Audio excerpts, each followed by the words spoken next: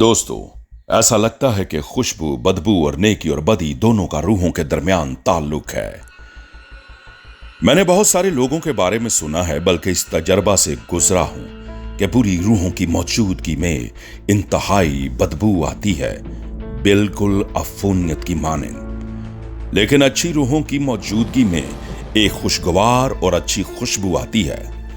क्या इसीलिए लोग इबादत के दौरान अगरबत्ती का इस्तेमाल करते हैं, जो खुदाए कदूस के जलाल के लिए मज़बा पर इस्तेमाल की जाती है? 50 की दहाई से लेकर 80 की दहाई तक हॉलीवुड ने खून चूसने वाले वैम्पायर्स को ड्रैकुला जैसी फिल्मों के जरिए मकबूल बनाया। ताहम इसमें दिखाया जाता है कि इनमें से किसी एक वैम्पायर से कैसे बचना है। हाँ, देखने वाले जरूर जानते होंगे लहसुन के खार के जरिए, लेकिन ऐसा लगता है इसमें जरूर कुछ हकीकत है। लेकिन हॉलीवुड ही नहीं, चाइना और मलेशिया जैसे ममालिक में अपने बच्चों को बुरी रूहों से बचाने के लिए उनके माथे पे लहसुन लगा देती। हम दुनिया के दूसरे सिरे वेस्ट इंडीज में इस तरह के अकायद देखते हैं, जहां पर माएँ अपने बच्चों को बदरूहों से बचाने के लिए उनके माथे पर लहसुन का इस्तेमाल करती हैं। हिंदुस्तान में तुलसी को मुकद्दस जाना जाता है और पूरे मुल्क में पूजा जाता है। ये बात भी काबिले गौर है।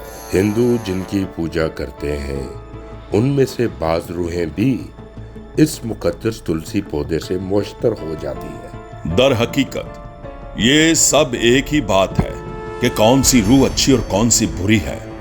हालांकि वो सब एक के तौर पर जमा है और आजकल लोग इनकी पूजा करते हैं।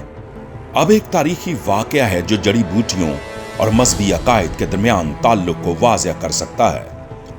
यह वाकया तकरीबन 3295 कबल मसीह तूफान नू के बाद पेश आया, और यह हवाला जुबली की किताब में उसके 10वें बाब में मिलता है कि तूफान नू में अजीबो गरीब मखलूकात और इंसानों की मौत के बाद पूरी दुनिया इनकी जद में आ गई। इनकी रूहों ने नूह की औलाद को लालच दिया, गुमराह किया, अंधा किया और कत्ल किया।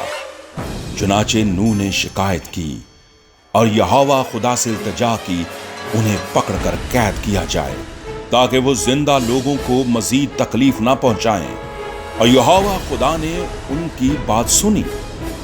ताहम मस्तमा नामी इन रूहों के सरदार ने यहोवा खुदा से दरख्वास्त की कि वो इनमें से कुछ को मेरे साथ छोड़ दे, ताकि वो जालिम इंसानों के साथ जो कुछ करना है उसे अंजाम दें।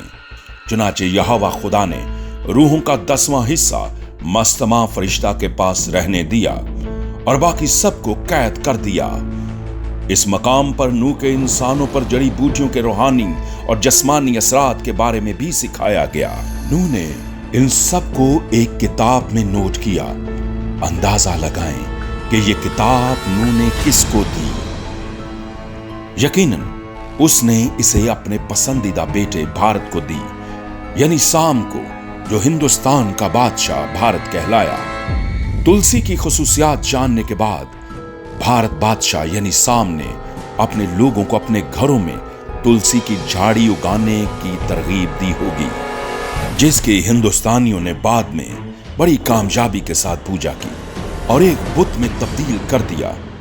जब हाम ने हिंदुस्तान पर हमला किया और कब्जा किया तो यहोवा खुदा के खिलाफ बगावत की, क्योंकि जब नूह ने उसे अपने घर से निकाला था तभी से उसकी बीवी और उसने यहोवा के खिलाफ बगावत की थी और वो कूश में आ बसा था और लोगों को मजबूर किया कि वो बदरूहों की पूजा करें और तुलसी को बुत की शक्ल में तब्दील कर दिया।